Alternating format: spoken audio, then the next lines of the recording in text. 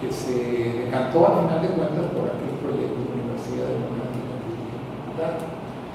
Popular, lejos de aquella tesis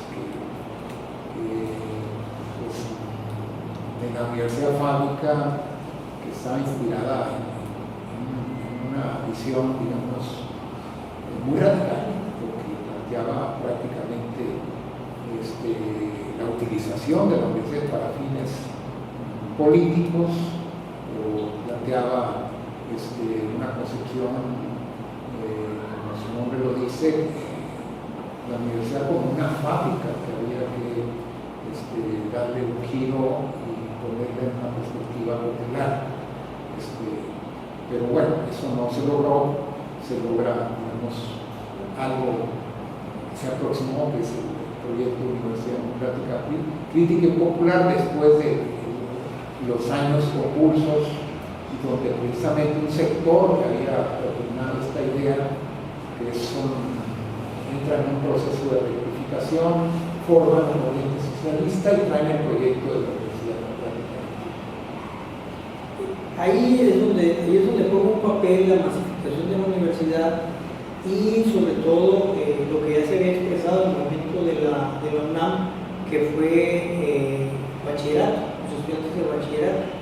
El movimiento estudiantil de la autonomía universitaria y la Escuela Nacional Preparatoria, cómo participa la Escuela Nacional Preparatoria, los SH, se forma, y que ya lo vemos en los años 60 dentro del proceso de masificación, que aquí en el caso de Sinaloa, pues también el movimiento estudiantil tendió a la apertura de preparatorias, ¿no? Había de pocas preparatorias que existían, se masificaron, ¿no? En ese sentido la plática, ¿no? La incorporación del doctor con nosotros, el doctor Graza aquí, para platicar sobre la universidad y el bachillerato, porque pues no se puede entender esa masificación de la universidad en el caso de México, de la Ciudad de México, en el caso de Sinaloa, sin el hecho de que los propios estudiantes preparatorianos, ¿no?, hayan participado del movimiento estudiantil, que además pues es un elemento central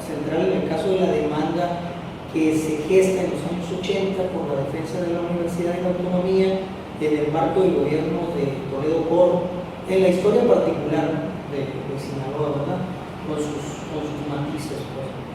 ¿Algo quiere comentar, doctor? Claro que sí. Muchas gracias.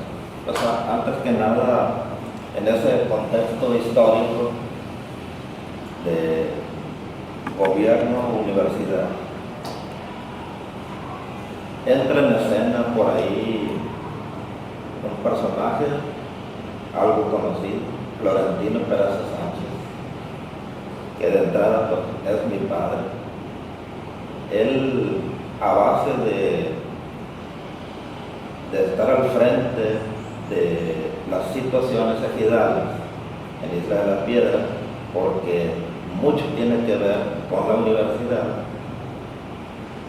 él, a base de esfuerzo, de liderazgo, pues se gana la legitimidad y la legalidad con los pueblos de aquí de la región, aunque el escenario donde él se mueve es mucho más amplio.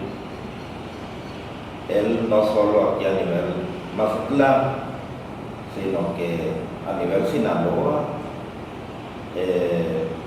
estados vecinos como Nayarit, Baja California, Durango, son escenarios donde él tiene vínculo, tiene relación con los núcleos agrarios. Y ese pues fue su fuerte. A la casa, recuerdo muy bien, asistieron diversos personajes, diputados locales, diputados federales, senadores de la República, ex gobernadores, incluyendo el actual, en busca de una charla, una plática con él, buscando alguna estrategia para lograr algún objetivo personal. En el caso de la universidad, recuerdo muy bien que se buscaba un espacio, un inmueble donde establecerse, pero pues, no se tenía. Hubo algunos intentos como la invasión a la SAO, de donde el resultado ya conocido pues fue la expulsión inmediata mediante los cuerpos policíacos. Como anécdota, por ahí andaba cerca un hermano mío, Américo Peraza Álvarez, pues también se lo llevaron a la cárcel, detenido por revoltoso, por invasor, pero pues no pasó de ahí, salieron y bueno, es en el periodo del presidente Luis Echeverría, donde mi padre, junto con un grupo de universitarios, ejidatarios, algunos también,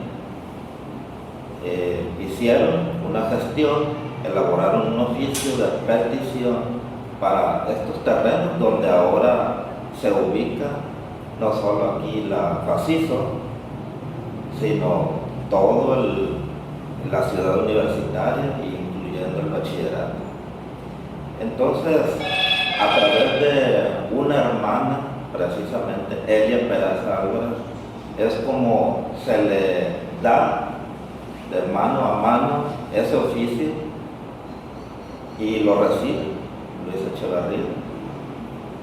Al tiempo surte el efecto y desde la presidencia de la República llaman a los distintos actores y es así como se le otorga lo que fue el antiguo aeropuerto a la unidad aquí regional de la Universidad Autónoma de Sinaloa. Recuerdo como si fuera ayer cómo las faenas de trabajo, padre pues su vida la dedicó en parte al trabajo de parcela, fue ejidatario desde muy joven, a los 13 años fue hecho ejidatario. En medio de esa pobreza, deficiencia de recursos, es como decide emigrar a los Estados Unidos, donde después de un tiempo y de lograr algunos ahorros, regresa y enfrenta lo que ha de ser su escenario principal, que es la atención no solo de su parcela, sino de las dificultades que pasaba ese núcleo agrario, Isla de la Piedra, que es en 1938 cuando en definitiva recibe su documentación, donde cuenta con la dotación de tierras y su carácter de ejido. Mi padre fue una persona muy transparente, muy honesta. Recuerdo de niño que en la labor fue una cantidad de veces que diversos actores se aproximaron para tratar de comprarlo.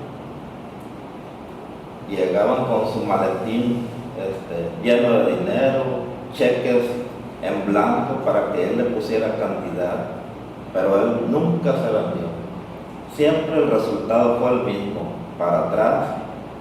Ese fue el espíritu de Florentino Peraza Sánchez, un hombre honesto hasta el último minuto de vida, porque hasta en eso tuvimos que juntarnos todos los hijos y sacar adelante su funeral. Ni un centavo se llevó.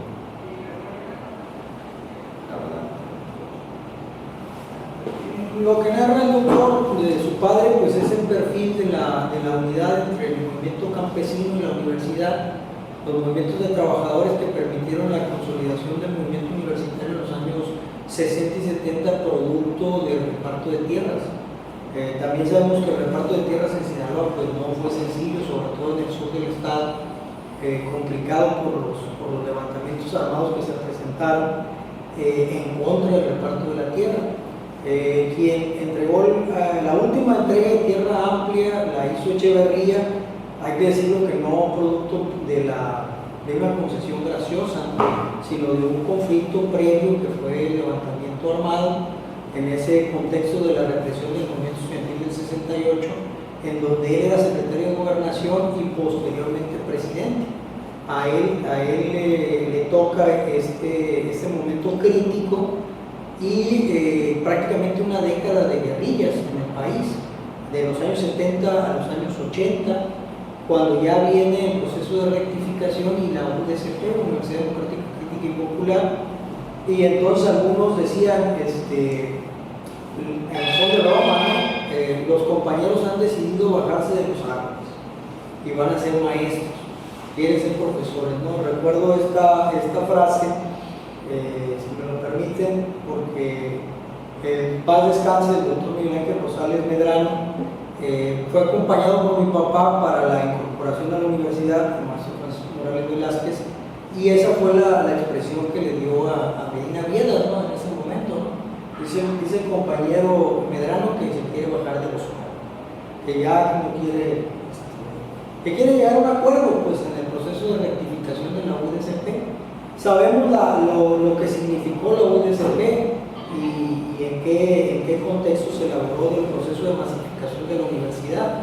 Ahí jugó un papel el bachillerato universitario, la consolidación de los espacios, la negociación que existió en donde la UAS, la Universidad Autónoma de Puebla, la Universidad Autónoma de Oaxaca, Guerrero, y la formación de la Universidad Pedagógica Nacional, junto con la formación de la UAM, fue parte del acuerdo de rectificación de los movimientos guerrilleros a nivel nacional para incorporarse a las aulas universitarias. Esto, bueno, hasta los años 90 es un momento en el que la universidad logra un aparente equilibrio entre su papel social de incorporar a la juventud de México a las aulas universitarias y su labor intelectual de libre pensamiento a partir de un concepto central que es la libertad de cátedra, que es central. Para los años 90 tenemos el periodo neoliberal, que es con la llegada de Miguel de la Madrid y posteriormente de Salinas de Gortari, en donde se hace una reforma al artículo 3º constitucional y se reconoce la autonomía universitaria dándole eje central en el artículo 3º a la libertad de cátedra. Esto, bueno, tiene también sus consecuencias, ¿no? La consolidación del CONACYT, la consolidación de las becas de desempeño y también para muchos, ¿no? un momento en donde se cercena el salario de los trabajadores. Se homologa, ¿no? a nivel nacional con los días de descanso, de asueto, se reducen en el periodo de David Moreno Lizárraga, en el caso de la universidad, y de la UAS, y posteriormente, en el periodo de Rubén Rocha Moya, se establece la beca de desempeño. Y hasta la fecha eso continúa así, ¿no? Es otro momento, el periodo neoliberal de la universidad, el periodo en donde la institución sigue, en el caso de bachillerato, los lineamientos de un plan nacional de bachillerato. Se homologan los planes y programas de estudio, tanto así que el bachillerato universitario termina aplicando los planes y programas de estudio de la Secretaría de Educación Pública. Y la universidad también tiende a homologar los criterios. Pero bueno, este periodo es más contemporáneo a nosotros, más contemporáneo al doctor, y pues la intención es cómo se vive ese momento que tiene estos claros oscuros, ¿no? Por una parte el reconocimiento de la autonomía y por otra parte un ordenamiento de las situaciones financieras al interior de las universidades. Doctor. Sí. Yo quisiera mencionar que justo a principios de los años 80 hay un cruce de dos procesos que se van a marcar, sobre todo la década de los 80 y parte de los 90 más, podríamos extenderlo incluso más. Uno que tiene que ver con este proceso que lleva a los grupos que se habían confrontado en la universidad, particularmente en estos tres grupos, que era por un lado el Partido Comunista, los pescados, los pescados, los chimones, y los enfermos, que están confrontados, incluso que llegó en algunos casos hasta las armas, la muerte de aquellos dos estudiantes que se da María Isabel Landeros y Juan Dios, ahí en los accesos de la universidad. Este proceso termina, digamos, con una decisión que a nivel nacional, que fue la ley federal de organizaciones políticas y procesos electorales, que modificó el sistema electoral y también generó un nuevo sistema de partidos. Allí, con el proceso de rectificación por un lado y la campaña de Valentín Campa en 1976, vamos a ver que confluyen en la Constitución aquí en Sinaloa del Partido Socialista Unificado de México. Ahí aparecen todos. Se disuelve el Partido Comunista, se disuelve la corriente socialista y entran, digamos, todos incluso ya corriente socialista, Partido Patriótico Revolucionario, y se constituyen en PSUV. Ese es un proceso que no hay que perder de vista, porque entra, digamos, de los grupos que eran, por un lado, marginales, o otros partidos, o otros eran antisistema, se entran al sistema político. Y esto va a ser, digamos, decisivo para lo que viene. Y el otro proceso, al ser parte del sistema político, hay un proceso también de acuerdo, vamos a decir, y aquí recupero una anécdota que me la han platicado, que cuando Jorge Medina Piedra, siendo ya rector, fue a presentarles sus credenciales a Jesús Reyes Heroles, secretario de Educación. En aquel momento él tenía la costumbre de sentar en un lugar a aquellos que venían de las universidades llamadas rojas, las que mencionaste: Guerrero, Puebla, Sinaloa, Oaxaca. Se sentaban allí a un lado y le leían la cartilla. Y bueno, la cartilla significaba que pues ya eran parte del sistema y por lo tanto tenían que acatar, digamos, las decisiones que se estaban tomando en materia de educación superior. Entonces le leen la cartilla y bueno, algunas cosas las aceptan, otras las rechazan, pero bueno, había que ser lo más simétrico en las políticas públicas que estaban echándose a andar. Lo cual quiero pensar que tenía algo de razón. Yo entré aquí en el año 77 y aquello era un caos. Es decir, toda la política, todas las asambleas, no me dejaron mentir los que estaban en aquel momento, es decir, era una permanente politización de la vida universitaria y se hacía poca universidad.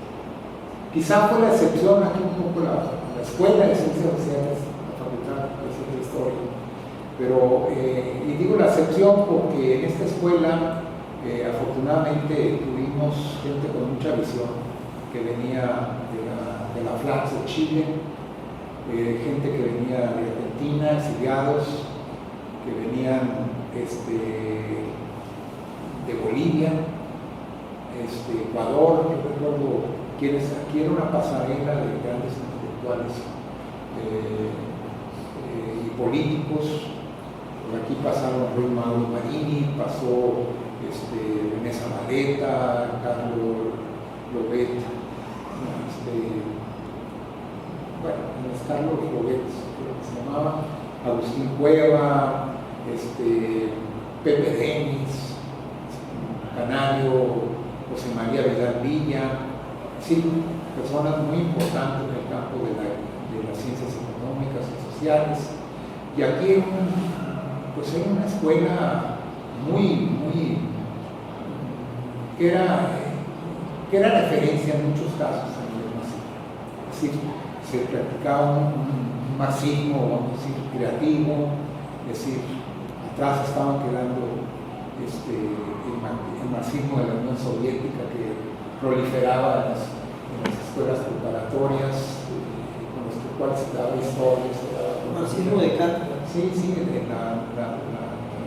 me acuerdo de los manuales de Marta Caneque, los manuales de la Unión Soviética, no, aquí llegaron personalidades de veras que muy interesantes, grandes debates que hubo. Había muy buenos profesores en esta área, estaba Humberto Macías, estaba Gustavo Lozano Velázquez, estaba Melvin Cantarell, José Luis Verao, José Manuel Villanueva, profesores que venían principalmente de la UNAM y que generaron una atmósfera muy favorable al pensamiento crítico. Fue la mejor época que ha tenido hoy en Facultad de Ciencias Sociales. Entonces este proceso va a encaminarse a lo que ya en el 93 con Rubén Rocha Moya, pues prácticamente se adoptan como una cosa normal las políticas de la SEP, ya en el periodo neoliberal, y esto pues va a ir tomando